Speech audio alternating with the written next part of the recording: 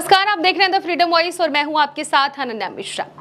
Bharatiya Janata party 27 के पहले यूं लग रहा है कि अब पूरी तरह से बिखर जाने वाली है, क्योंकि 27 का चुनाव अभी उसको आने में और होने में लगभग 1.5 साल का वक्त बताया जा रहा है। लेकिन उससे पहले भारतीय जनता पार्टी के साथ जो उसके घटक दल हैं, जो उसके सहयोगी दल हैं, वो लगातार कुछ ना कुछ ऐसा खेला खेल रहे हैं जिसकी वजह से भारतीय जनता पार्टी के वोट बैंक पर बहुत बड़ी सेंधमारी होने वाली है। और वही देखने को मिल रहा है एक बार फिर से सुबह सपा पार्टी में ऐसा खेल हो गया जिसके कारण अब भारतीय जनता पार्टी में वोट बैंक जो है एक समुदाय का वो घट सकता है, और वो समुदाय है मुस्लिम वोट बैंक। अब वो कैसे घट सकता है, इसके पीछे की वजह क्या है, आपको हम बताएंगे एक एक करके बारीकियों से। लेकिन सबसे पहले ये देखिए, ओम प्रकाश राजभर हैं, ये जो सुबह सपा पार्टी के राष्ट्रीय अध्यक्ष हैं, और ये है योगी आदित्यनाथ। ऐसे में इनकी कुर्सी जो है हिलने डुलने वाली, जो 27 में चुनाव का परिणाम आता तब होता, लेकिन उसके पहले ही पूरी तरह से हिल और डुल रही है। 27 के पहले सुबह सपा पार्टी में हो गया है खेल, हार सकती है भारतीय जनता पार्टी 27 का चुनाव। अब कैसे हार सकती है, आपको इस ग्राफिक्स के माध्यम से हम समझाएंगे। ये देखिए, ये है इजहार अली और ये है ओम प्रकाश राजभर। ये इजहार अली जो है ओम प्रकाश राजभर की पार्टी के ये महासचिव हैं और इन्होंने अपने पद से इस्तीफा दे दिया। ये एक मुस्लिम जाति के हैं और इन्होंने जो बातें कह दी है वो एक बहुत बड़ी बात आज उन्होंने एक मीडिया चैनल से कह दिया, उसके बारे में बताएंगे, जिसके कारण अब भारतीय जनता पार्टी 27 के चुनाव में मुस्लिम वोट बैंक पाना उसके लिए बहुत ही मुश्किल है। ऐसा तो यूं कहा जाता है कि भारतीय जनता पार्टी का जो चुनाव है मुस्लिम वोट बैंक वाला, वो उसके खाते में इसलिए नहीं जाता है, वोट इसलिए नहीं जाता है क्योंकि समाजवादी पार्टी हमेशा से हर धर्म, हर जाति और हर समुदाय को लेकर साथ में चलती है। और ऐसे में मुस्लिम समुदाय का वोट बैंक समाजवादी पार्टी के खाते में जाता है, उसके पाले में गिरता है, और एक बार फिर से ज्यादा संख्या में मुस्लिम वोट बैंक जो है वो समाजवादी पार्टी के खाते में इस बार जाने वाला है। ये इजहार अली के बयान से लग रहा है, और हो सकता है तो इन्होंने जिस तरह से ओम प्रकाश राजभर की पार्टी से इस्तीफा दिया है, तो ये भी समाजवादी पार्टी में जा सकते हैं, ये कयास लगाए जा रहे हैं। अब देखिए, इन्होंने सबसे पहले तो जो इन्होंने अपना इस्तीफा दिया उसका लेटर देखिए, इन्होंने साफ तौर पर लिखा है कि मैं पार्टी के सभी पद एवं पार्टी की आजीवन सदस्यता से तत्काल प्रभाव से इस्तीफा दे रहा हूं। पार्टी मुझे सम्मान व पार्टी को बढ़ाने में मेरा साथ देने वाले सभी कार्यकर्ताओं का हृदय से आभार एवं धन्यवाद। यहाँ पे देखिए, आजीवन शब्द का उन्होंने इस्तेमाल किया है, हमेशा हमेशा के लिए मैं इस पार्टी को छोड़ रहा हूँ। इन्होंने नीचे एक शायरी भी लिखी है, उन्होंने साफ तौर पर लिखा है कि अगर आंधियों को जिद है बिजली गिराने की, तो हमें भी जिद है अपना आशियाना बनाने के लिए। लगभग इसी तरह का कोई इनका शायराना अंदाज होता है, जिसके साथ ये इस लेटर पे लिखते हुए अपना पार्टी से इस्तीफा दे रहे हैं। अब इन्होंने जो बयान दिया है, अब देखिए, इजहार अली ने सुबह सपा और भाजपा की जाते जाते पोल खोल दी। अब किस तरह से इन्होंने जाते जाते खोल दी है पोल, ये आपको हम बताते चलते। देखिए यहाँ पर देखिए कि सुबह सपा और भाजपा की जाते जाते उन्होंने खोल दी है पोल।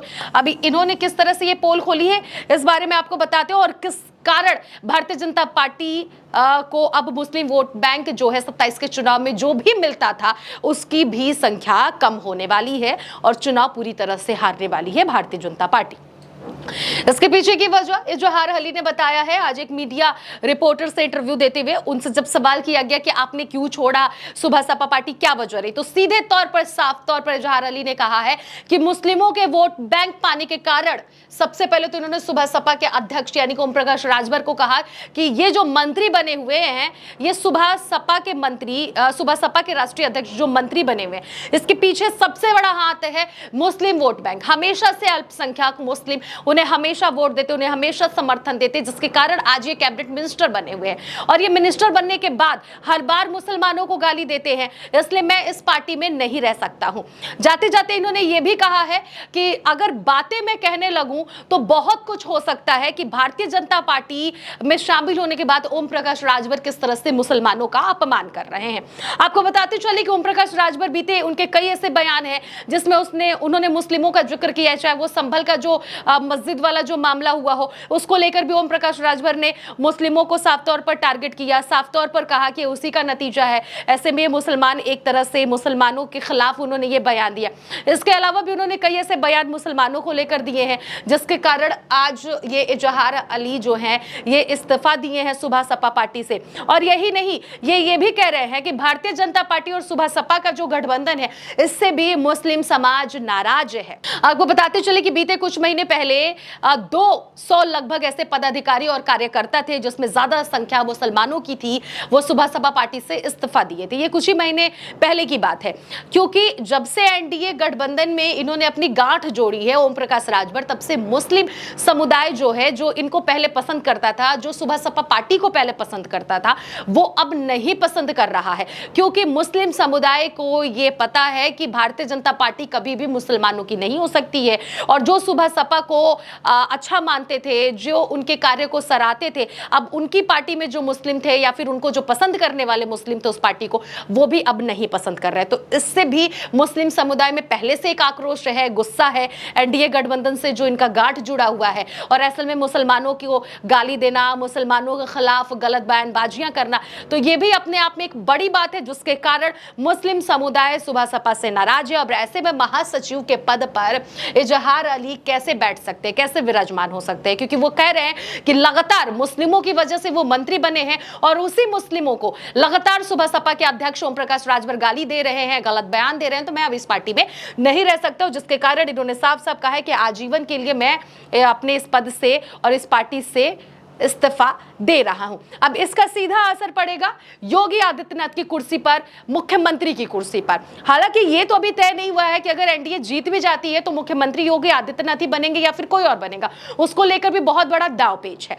लेकिन जो भी मुख्यमंत्री बनेगा उसके लिए बहुत ज्यादा हानिकारक होगा, और चुनाव के पहले हानिकारक होगा, क्योंकि जो परिणाम सामने आ रहे हैं, जो आंकड़े सामने आ रहे हैं, जो रिजल्ट के अनुमान लगाए जा रहे हैं, वो समाजवादी पार्टी के खाते में जा रहे हैं। ऐसा पूरी तरह से माना जा रहा है कि इस बार 27 के चुनाव में समाजवादी पार्टी जीतेगी और मुख्यमंत्री अखिलेश यादव एक बार फिर से उत्तर प्रदेश के बनेंगे। ऐसे में इजहार अली का यह भी जताया जा रहा है, खबरें जो आ रही हैं सूत्रों के अनुसार, कि इजहार अली समाजवादी पार्टी में जा सकते हैं, क्योंकि ये मुलायम सिंह यादव को एक अच्छा राजनेता मानते हैं। इन्होंने अपने कई ऐसे बयान में कहा है कि नेताजी एक अच्छे व्यक्ति थे और इन्होंने भी कुछ वक्त अपना समाजवादी पार्टी में दिया, उसके बाद से ये सुबह सपा में गए हैं। तो ऐसे में पूरी जो राजनीति है, पूरा जो राजनीति गलियारों का जो समीकरण है, वो ये बयां कर रहा है कि इजहार अली इस्तीफा देने के बाद समाजवादी पार्टी में जा सकते हैं, इनके जाने के बाद से सुबह सपा को नुकसान हो सकता है, और सुबह सपा के कारण सीधा इसका असर भारतीय जनता पार्टी पर, यानी कि योगी आदित्यनाथ पर पड़ने वाला है, इनकी पार्टी पर पड़ने वाला है, भारतीय जनता पार्टी पर पड़ने वाला है। इसके अलावा जो मुस्लिम वोट बैंक, जो भारतीय जनता पार्टी को वोट देते भी थे, या फिर एनडीए गठबंधन में जो घटक दल हैं जिनको मुस्लिम समुदाय पसंद करते हैं, उनके कारण अगर वोट एनडीए को दे भी देते थे, उसमें भी सुबह सपा की वजह से अब घटंती होने वाली है।